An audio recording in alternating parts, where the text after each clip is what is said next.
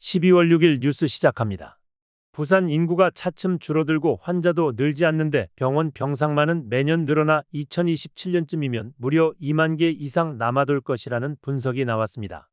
이에 따라 부산시는 공공, 소아 응급, 산부인과 등 필수 의료 병상에 대해서 의료기관 개설위원회를 거쳐 신설하거나 증설할 수 있도록 제안할 계획이라고 밝혔습니다. 지난해 말 기준으로 부산시 의료기관들 병상은 총 5만 4,400여 개입니다. 이 수치는 일반 병원 의원 병상 2만 2,700여 개에다가 요양병원 병상 3만 1,700개를 합한 수치입니다. 그런데 연평균 증가율을 살펴 부산 병상 수를 추산해보면 2027년엔 지금보다 6천여 개가 더 많아진다는 얘기입니다. 쉽게 말하자면 인구수 변화와 지역을 넘나드는 환자 유출입까지 고려해도 2027년에 필요한 병상은 4만여 개에 불과하지만 이 추세라면 2만 개가 넘게 공급 과잉 상태가 될 것이란 얘기입니다.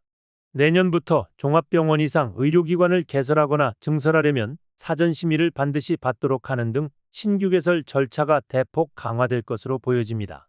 다만 부산시가 추진 중인 서부산의료원, 시립아동병원, 보험자병원 유치 및 중증치료센터 등 필수의료, 공공분야 병상은 예외입니다. 또 민간 분야라 하더라도 소아 응급 산부인과 등 필수 의료 병상에 대해서는 의료기관개설위원회 심의를 거쳐 신설 및 증설할 수 있도록 추진할 방침입니다. 두 번째 소식입니다. 위조한 서류로 주택도시 보증보험에 가입할 수 있다는 제도적 허점을 이용해 보증보험에 가입해준다며 임차인들을 모아 180억 원을 가로챈 40대가 사기, 사문서 위조 등 혐의로 부산 남부경찰서에 구속됐습니다. 이번에 구속된 A씨는 부산에서 11개 건물 190가구 오피스텔을 소유하고 2019년 9월부터 올해 8월까지 약 4년간 임차인 149명으로부터 보증금 183억 6천여만 원을 받은 뒤 이를 가로챈 혐의를 받고 있습니다. 조사 결과 A씨는 본인 건물 대부분이 저당으로 잡혀 세입자에게 보증금 반환이 어려운 상황인데도 주택도시 보증보험 가입을 미끼로 세입자를 모았던 것으로 알려졌습니다. 경찰은 A씨가 34건의 계약서를 위조해 제출한 것으로 확인했습니다. 더 큰 문제는 해당 오피스텔에는 전체 건물에 대해 공동담보가 잡혀있다 보니 위조된 서류가 제출된 가구뿐 아니라 전체 가구에 대한 보증보험 계약이 해지된 상태였습니다. 이 때문에 149명의 임차인 모두가 보증금을 보장받지 못하게 됐습니다. 경찰 관계자는 부동산 실거래가를 확인하고 임대인이 소유한 건물들의 근저당권 설정 현황과 임대인의 채무 정보를 꼼꼼히 살펴야 한다고 당부했습니다. 다음 소식입니다. 비트코인 상승 속도가 점차 빨라지고 있습니다. 올 초 2천만 원대에서 4천만 원대까지 9개월이 걸렸는데 5천만 원대는 한 달 반 만에 뚫은 겁니다. 현재 상승률대로면 연내 6천만 원 돌파도 가능할 전망입니다.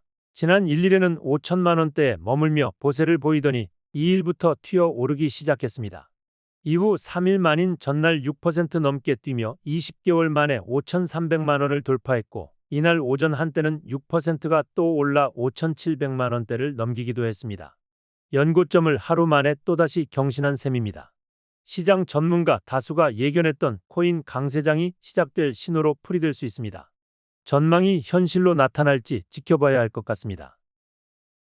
마지막 소식입니다. 병원 예약 진료 앱 사용자가 많아지면서 유료 예약 앱을 이용하지 않는 일반 환자들은 긴 대기열을 하염없이 기다려야 해 불편을 호소하고 있습니다.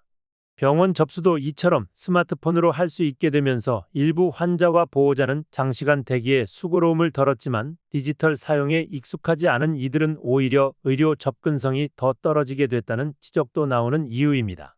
특히 앱을 통해서만 예약을 받아 진료를 보는 병원도 점점 증가하고 있어 대책이 필요해 보입니다.